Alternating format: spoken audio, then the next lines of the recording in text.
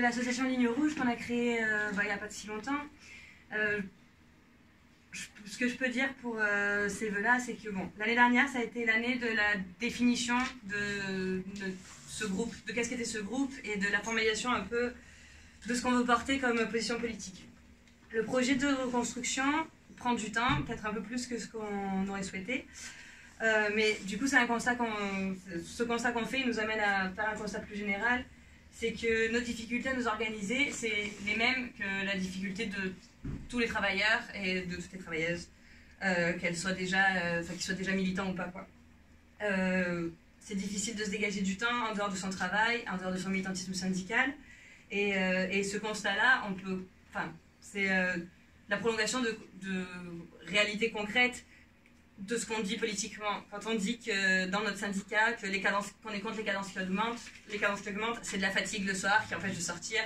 Quand on dit qu'on est pour l'augmentation des salaires, la réalité d'un salaire bas, c'est de ne pas sortir de chez soi pour éviter de dépenser de l'argent, et c'est l'isolement. Et quand on parle de précarité, la précarité, c'est des horaires qu'on ne peut pas refuser, même quand ils nous plombent notre vie. Et du coup, tous ces constats-là qu'on fait et qui nous impactent directement, ils s'ajoutent à tout ce qu'on peut constater d'injuste, d'absurde, de cruel dans la société capitaliste. Et ça renforce évidemment la détermination qu'on a à faire exister nos positions politiques dans les luttes qu'on mène avec nos syndicats, celles d'aujourd'hui et celles à venir. L'année 2022, ça va être une année d'élection présidentielle, on le sait assez. Le contexte politique, il est plutôt sombre, au sens propre comme figuré. Et ça nous donne l'occasion un peu aujourd'hui de rappeler nos positions sur l'État et de rappeler ce que c'est l'État aujourd'hui en France. L'État en France aujourd'hui, c'est un État impérialiste. Et je pense que la vidéo qu'on vient de voir, je ne pourrais pas dire mieux. Il faut se rappeler qu'aucune version de l'État bourgeois n'est pas impérialiste, parce que c'est ce dont le capitalisme a besoin pour survivre. Il n'y a aucune version de l'État bourgeois qui nous garantira une vie digne et des conditions d'existence décentes. Il n'y a aucune version de l'État bourgeois qui permettra que les capitalistes arrêtent de produire en fonction du profit et pas en fonction des besoins humains, et pas aux dépens des femmes, des hommes, de l'environnement et de la biodiversité.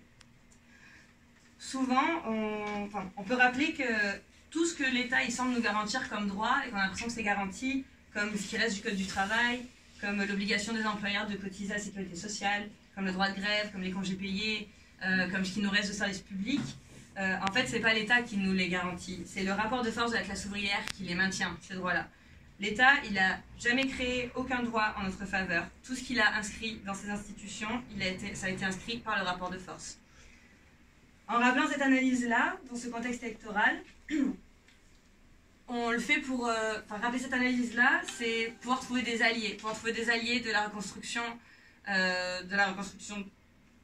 de positions révolutionnaires dans la lutte.